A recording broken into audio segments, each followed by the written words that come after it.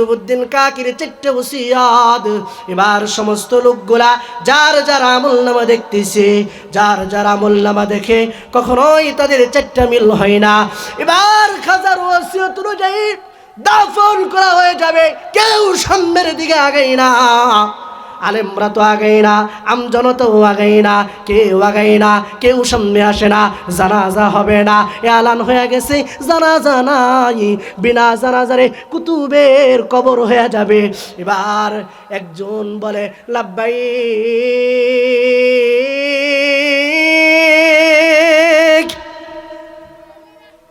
আরে আমি আছি,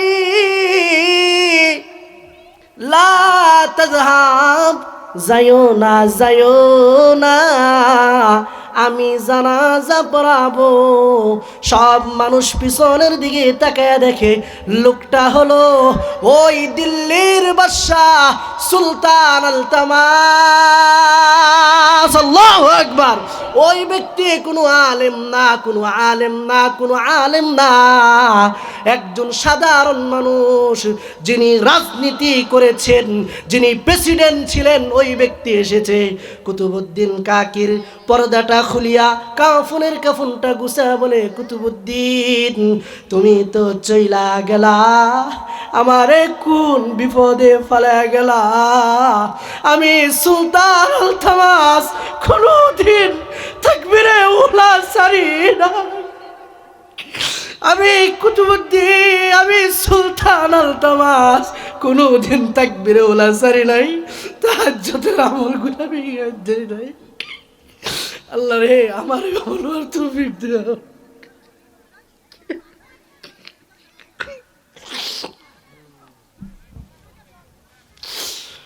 সুলতান কুতুবউদ্দিন কাকির কপালে চুমা খেয়া বলে, কুতুবউদ্দিন তুমি তো বিদায় নিলা, আমার আমলগুলারে তুমি বাসায়া দিছো, প্রকাশ হয়ে গেছে।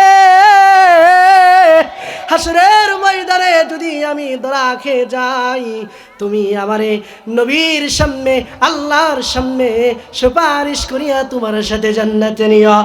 মুসল্লি, আমি বোঝাতে চেয়েছিলাম আপনারা কৃষক, আপনারা রাজনীতিবিদ, আপনারা ব্যবসায়ী, আপনাদের বড় তিনি ছিলেন সুলতান আলতামাস। তার যদি তাকবীর উলা তিনি যদি না ছাড়েন, তাহাজ্জুদ যদি তিনি না ছাড়েন, বেগানা মহিলা দেখা গুনাহ তিনি যদি না করে থাকেন, আমি আপনি কেমনে গুনাহ করি, কেমনে গুনাহ করি। প্রিয় গ্রামবাসী, এলাকাবাসী, আপনাদের কাছে আমার অনুরোধ, 5 ওয়াক্ত নামাজ পড়বেন, আর জান্নাতের চাবিটা রাসূলের কাছ থেকে বুঝিয়ে নিবেন। ওয়াল আকিবাতু লিল মুত্তাকিন। والصلاة والسلام على سيد الأنبياء والمرسلين. أما بعد، فأعوذ بالله من الشيطان الرجيم. بسم الله الرحمن الرحيم. الذين يؤمنون بالغيب ويقيمون الصلاة. وقال رسول الله صلى الله عليه وسلم: الصلاة مفتاح الجنة، أو كما قال عليه الصلاة والسلام. اللهم صل على محمد وعلى آل محمد كما صليت على إبراهيم وعلى آل إبراهيم إنك حميد مجيد. আল্লাহুম্মা বারিক আলা মুহাম্মাদিন ওয়া আলা আলি মুহাম্মাদ কামা বারাকতা আলা ইব্রাহিম ওয়া আলা আলি ইব্রাহিম ইন্নাকা হামিদুম মাজিদ। বালাগাল উলা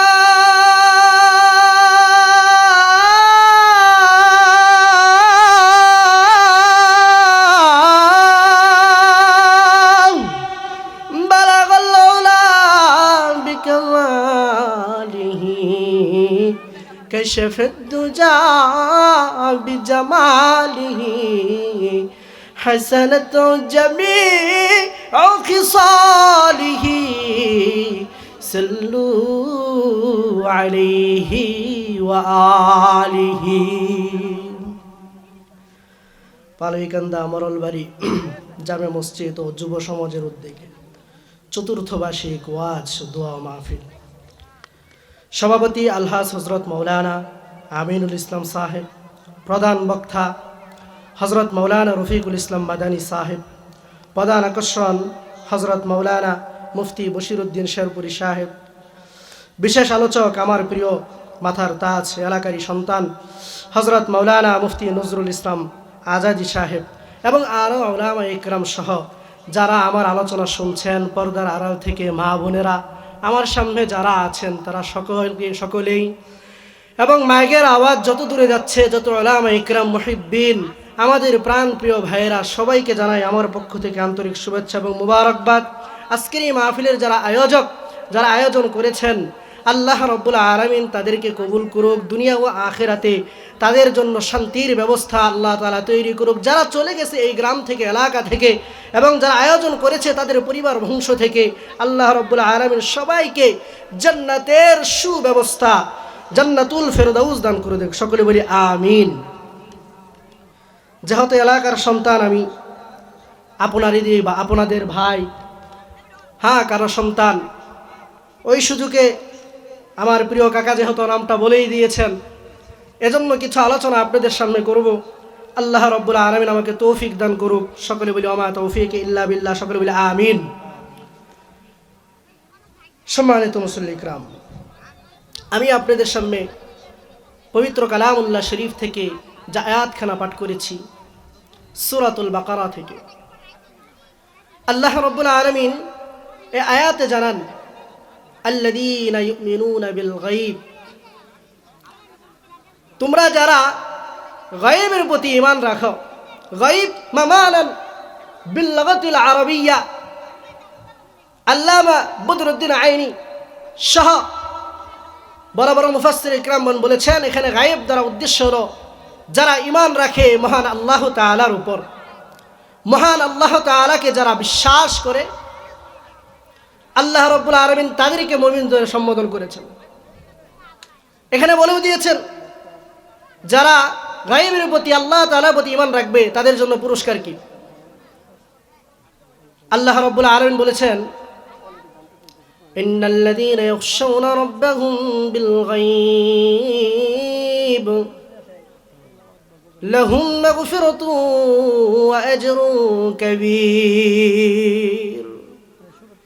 আল্লাহরে না দেখা যারা ভয় করে, আল্লাহ তাআলারে ভয় পায়, আল্লাহ তাআলা তাদের জন্য পুরস্কার ঘোষণা করেছে। লাহুম মাগফিরাতুন ওয়া আজরুন কাবীর, ওদের আগে পিছে সব মাফ। আল্লাহ তাআলা মৃত্যুর পরে জান্নাত তাদেরকে পুরস্কার দিবেন। এরপরে আল্লাহ তাআলা বলেন, ওয়ায়ুকিমুনাস সালাহ, নামাজ তোমরা কায়েম করো। কায়েম কেমনে করবেন? 5 ওয়াক্ত নামাজ পড়া। 5 ওয়াক্ত নামাজ কি যথার্থভাবে মহান রবের কাছে মাথা নিচু করে দেওয়াকেই 5 ওয়াক্ত নামাজ পড়া বলা হয়। 5 ওয়াক্ত নামাজ মূলত 50 ওয়াক্ত ছিল। এই যে কয়েকদিন আগে মেরাজ গেল, আপনারা জানেন আল্লাহর নবী মুহাম্মদুর রাসূলুল্লাহ সাল্লাল্লাহু আলাইহি ওয়াসাল্লামকে তার প্রিয় বন্ধু হযরতে মুহাম্মদুর রাসূল আল্লাহ তাআলা তাকে ইনভাইট করেছিল সুবহানাল্লাযী আসরা বিআবদিহি লাইলাম মিনাল মাসজিদিল হারাম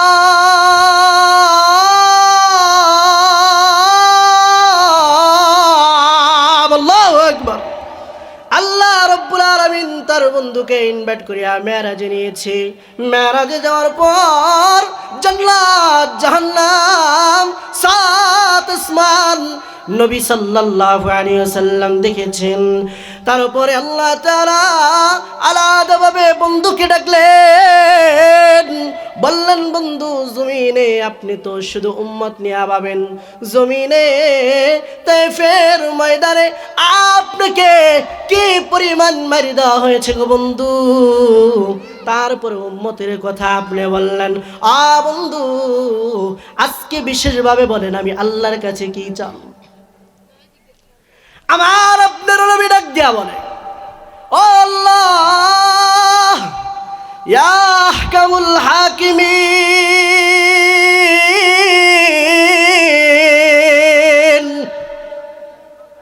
লা সাল্লাল্লাহু ফাতিমা লা সাল্লাল্লাহু আয়েশা লা সাল্লাল্লাহু বানাতি আহকামুল হাকিমিন আপনার কাছে ফাতেমারেও চাই না, আয়েশারেও চাই না, পিতা মাতারেও চাই না, আসসালুল্লাহু উম্মতি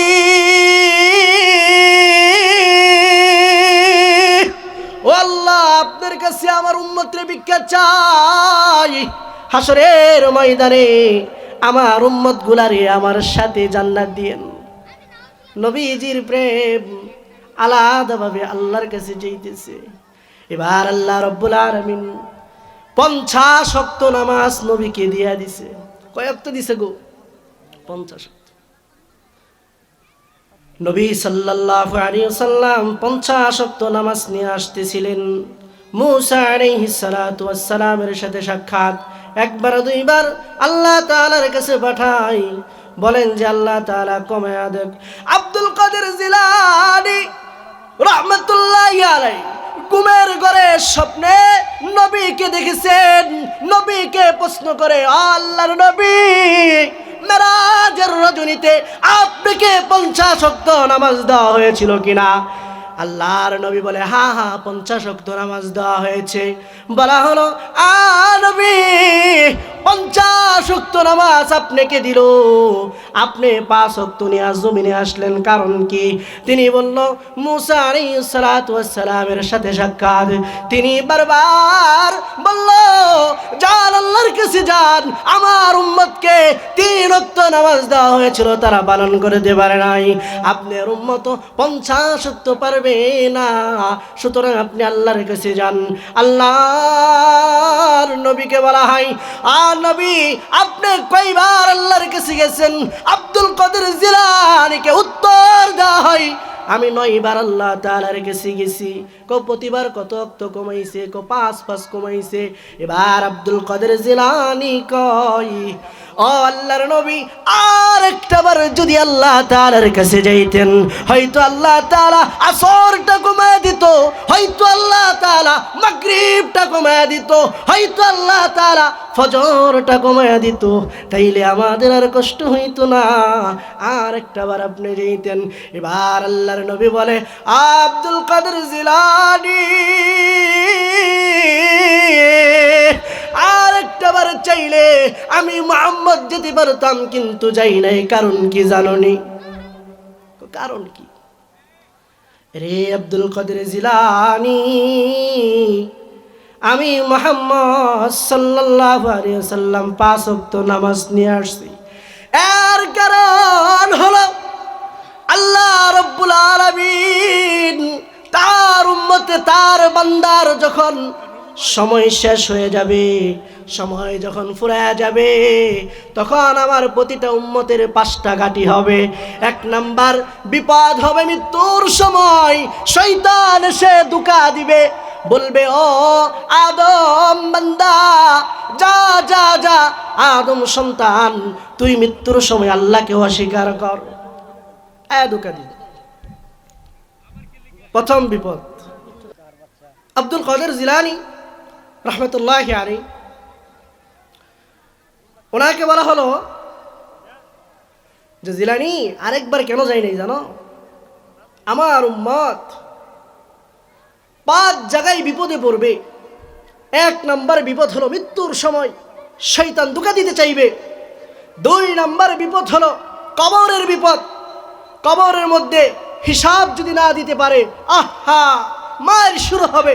3 নম্বর বিপদ হলো ফুলসিরাতের বিপদ, ফুলসিরাত যদি পারি না দিতে পারে, শরীরটা কেটে কেটে একদম জাহান্নামে পড়ে যাবে। 4 নম্বর বিপদ হলো মিজানের বিপদ, দাড়ি পাল্লা। আহা যদি ওই দিন আমাদের আমল না থাকে, ও দিয়াল কিতাব দিবে, ফাতারাল মুজরিমিন মুশফিকিন মিম্মা ফি ওয়া ইয়াকুলুনা ইয়া ওয়াইলাতানা, আজীব হয়ে বলবে, লা ইউগাদিরু সাগীরাতা ওয়ালা কাবীরা। ওই তো বৃহস্পতিবারে মাহফিলকে ফেলে রেখে দোকানে বসে আড্ডা দিয়েছি, ফোনের মধ্যে ফেসবুক চাপতে চাপতে বেকারা মহিলা দেখেছি। আরে ওই তো বৃহস্পতিবারে বালিকান্দা মাহফিল ছিল, ওই দিন ফজরের নামাজ পড়ি নাই। আজকে এই গুনাহগুলা কেমনে আল্লাহর কিতাবে লিপিবদ্ধ? কেমনে আল্লাহর কিতাবে লিপিবদ্ধ? মিজানে ওই দিনে অবস্থা হবে।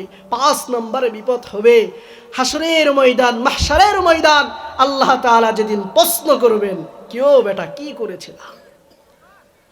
আব্দুল কাদের জিলানী রাহমাতুল্লাহি আলাইহি আমার আপনার নবী জানায় দেন, আমার উম্মতেরা 5 জায়গায় বিপদে পড়বে। জিলানী আর আমি নবী কেন আল্লাহর কাছে গেলাম না? 5 ওয়াক্ত নামাজ আমি নবী রেখে দিলাম। এই জন্য রেখে দিলাম, যারা সুন্দরভাবে 5 বেলা আল্লাহ তাআলাকে সাজদা দিবে, ওই ব্যক্তিরা মৃত্যুর সময় বিপদে পড়বে না, ওই ব্যক্তিরা কবরেও বিপদে পড়বে না, ওই ব্যক্তিরাও মিজানে বিপদে পড়বে না, ওই ব্যক্তি ফুলসিরাতে বিপদে পড়বে না, ওই ব্যক্তি হাসরেও বিপদে পড়বে না। বরঞ্চ যারা 5 ওয়াক্ত নামাজ পড়ে আসবে, আমি নবী সুপারিশ করিয়া আমার সাথে জান্নাতে নিয়ে যাব। সুবহানাল্লাহ বলেন, সুবহানাল্লাহ। নামাজ 5 ওয়াক্ত পড়ব তো ইনশাআল্লাহ। আমাদের কাজ আছে, খেতে কাজ করি, আমি বাড়ির নেতা, আমার ব্যবসা আছে, আরে আমি রাজনীতিও করি, কেমনে নামাজ পড়াম? তাইলে শুনেন, আপনি কি বড় রাজনীতি নেতা হইছেন? আপনি কি বড় ব্যবসায়ী হইছেন? আপনার চেয়ে বড় রাজনীতিবিদ ছিল সুলতান আলতামাস, যিনি দিল্লির মতো রাষ্ট্রের বাদশা ছিলেন। কুতুবউদ্দিন কাকি রহমতুল্লাহি আলাইহি, যার নামে আজও কুতুব মিনার দাঁড়ায় আছে ওই ইন্ডিয়াতে, সেই দিল্লিতে। কুতুবউদ্দিন কাকির মৃত্যুর সময় খাদেমকে ডাক দিয়া বলল, খাদেম রে, আমার 2টা নসিহত খাদেম, আমার মৃত্যুর পরে সবাই রে জানায়া দিবা। 1 নাম্বার নসিহত হইল রে খাদেম, আমার মরণের পর আমারে দেরি না কইরা জানাজা দিয়া দিবা, দাফন করে দিবা। 2 নাম্বার নসিহত হইল রে খাদেম, আমার ইন্তেকালের পর যে আমার জানাজা পড়াবে তার মধ্যে 4টা গুণ থাকা লাগবে। যদি 4টা গুণ থাকে রে খাদেম, তাহলে আমার জানাজা পড়াইতে দিবা। আর যদি 4টা গুণ না থাকে, খাদেম বিনা জানাজারে দাফন দিয়া দিবা। 4টা গুণ কি জানতে চাননি সবাই? মুসল্লি একটু দৃষ্টি দেন, 4টা গুণ শুনবেন। কুতুবউদ্দিন কাকি রহমতুল্লাহি আলাইহির মৃত্যু হয়ে গেছে দিল্লির। দিল্লির বুজুর্গ যিনি, বুজুর্গদের মৃত্যু হলে আসমান কান্ত, জমিন কান্ত, বেশি দূরের কথা না। শাইখুল হাদিস আল্লামা আব্দুল আজিজুর রহমান যেদিন ইন্তেকাল করেছে আসমানটা কেঁদেছে। চরমনায়ের যাকে ব্ল্যাক ম্যান বলা হয়, সেই পিশাব যেদিন আপনার মরেছে, আসমানটা কেঁদেছে, অজরে বৃষ্টি হয়েছে। আমাদের বাংলাদেশের অলিদের ঘটনা এমন। তাহলে চিন্তা করে দেখেন, যিনি কুতুবউদ্দিন কাকি, যার নামে দিল্লিতে আজও কুতুব মিনার দাঁড়ায় আছে, যিনি সাধারণ কোনো বলি না, তার মৃত্যুতে কি অবস্থা হয়েছে। চারদিক থেকে মানুষ এসেছে।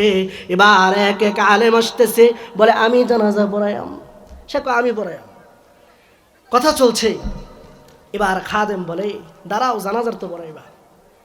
কুতুবউদ্দিনের 4টা ওসিয়ত আছে, যার মধ্যে 4টা ওসিয়ত পাওয়া যাবে সেই জানাজা পড়াবে, আর নয়তো জানাজা নাই, বিনা জানাজারে দাফন করে দাও। খাদেম বলতেছে 7 মিনিট। খাদেম বলে 4টা ওসিয়ত, যার ভিতরে 4টা গুণ পাওয়া যাবে সেই জানাজা দিবে। 4টা গুণ যার ভিতরে নাই সে জানাজা দিবে না। 1 নাম্বার গুণ হলো যার কোনদিন নামাজ ছুটে যায় নাই। তাকবীরে উলার সাথে যে নামাজ পড়েছে ওই ব্যক্তি জানাজা পড়াইতে হবে। 2 নাম্বার গুণ, যার জীবনে কোনদিন তাহাজ্জুদের আমল ছুটে যায় নাই সেই ব্যক্তি জানাজা পড়াবে। 3 নাম্বার গুণ, যার জীবনে আসরের আগে 4 রাকাত সুন্নাহ আছে, এই সুন্নাহ কোনদিন ছাড়ে নাই, ওই ব্যক্তি জানাজা পড়াবে। 4 নাম্বার গুণ, 4 নাম্বার গুণ হলো যার জীবনে কোনদিন বেগানা মহিলা দেখে নাই, চোখের গুনাহ করে নাই, সেই ব্যক্তি কুতুবউদ্দিনের জানাজা দিতে হবে। এ পালিকান্দার মুসলমান,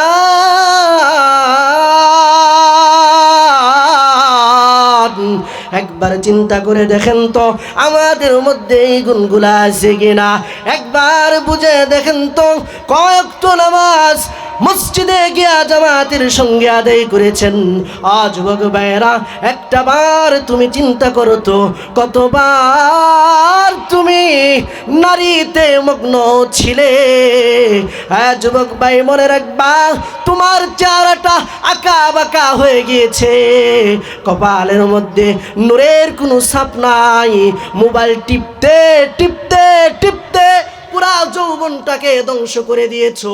মনে রাখবা গো, তুমি দুনিয়াতে জয়টা মেয়ের ইজ্জতকে নষ্ট করবা, তোমার বউটা ওই পুরুষের পানি খেয়ে তোমার কাছে আসবে।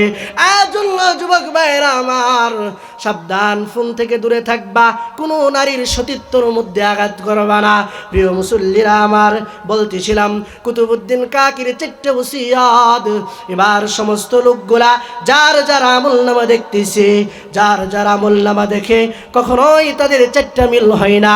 এবার খাজার ওসিয়ত অনুযায়ী দাফন করা হয়ে যাবে, কেউ সামনের দিকে আগায় না, আলেমরা তো আগাই না, আমজনতাও আগাই না, কেউ আগাই না, কেউ সামনে আসে না, জানাজা হবে না, এলান হয়ে গেছে জানাজা নাই, বিনা জানাজারে কুতুবের কবর হয়ে যাবে। এবার একজন বলে লাব্বাইক,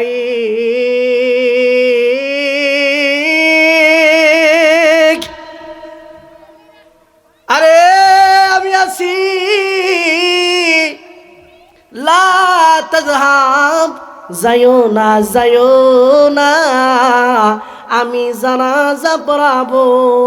সব মানুষ পিছনের দিকে তাকায় দেখে লোকটা হলো ওই দিল্লির বাদশাহ সুলতান আলতামাস। আল্লাহু আকবার। ওই ব্যক্তি কোনো আলেম না, কোনো আলেম না, কোনো আলেম না, একজন সাধারণ মানুষ, যিনি রাজনীতি করেছেন, যিনি প্রেসিডেন্ট ছিলেন, ওই ব্যক্তি এসেছে। কুতুবউদ্দিন কাকির পর্দাটা খুলিয়া কাফনের কাফনটা গুছা বলে কুতুবুদ্দিন তুমি তো চইলা গেলা, আমারে কোন বিপদে ফেলা গেলা। আমি সুলতান আলতামাস কোনদিন তাকবীরে উলা সারি না। আমি কুতুবুদ্দিন, আমি সুলতান আলতামাস কোনদিন তাকবীরে উলা সারি নাই, তাহাজ্জুদের আমলগুলো আমি দেই নাই। আল্লাহ রে, আমার বলবার তৌফিক দাও।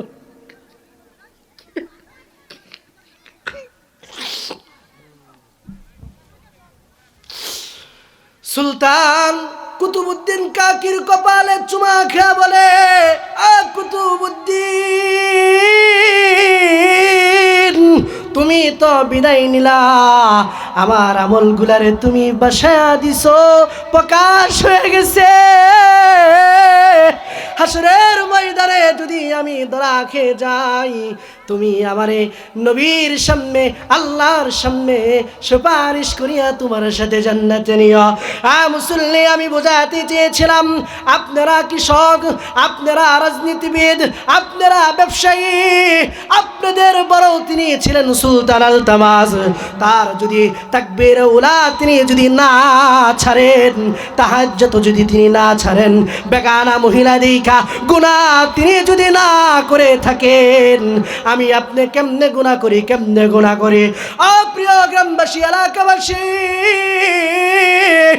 আপনাদের কাছে আমার অনুরোধ, 5 ওয়াক্ত নামাজ পড়বেন আর জান্নাতের চাবিটা রাসূলের কাছ থেকে বুঝিয়ে নেবেন। 5 ওয়াক্ত নামাজ পড়লে কি হবে? আল্লাহর নবী সাল্লাল্লাহু আলাইহি ওয়াসাল্লাম 5 ওয়াক্ত নামাজ পড়ার মাধ্যমে আল্লাহর নবী বলেছেন তার জন্য সব কিছু সহজ হবে, দুনিয়া ও আখিরাত সুন্দর হবে। হাদিস টানলাম না, বুখারী হাদিস ছিল, টানলাম না। আল্লাহ রাব্বুল আলামিন আমাদেরকে 5 ওয়াক্ত নামাজ জামাতের সঙ্গে আদায় করার তৌফিক দান করে। সকলে বলে আমিন। দোয়া চাই আমার জন্য। হ্যাঁ।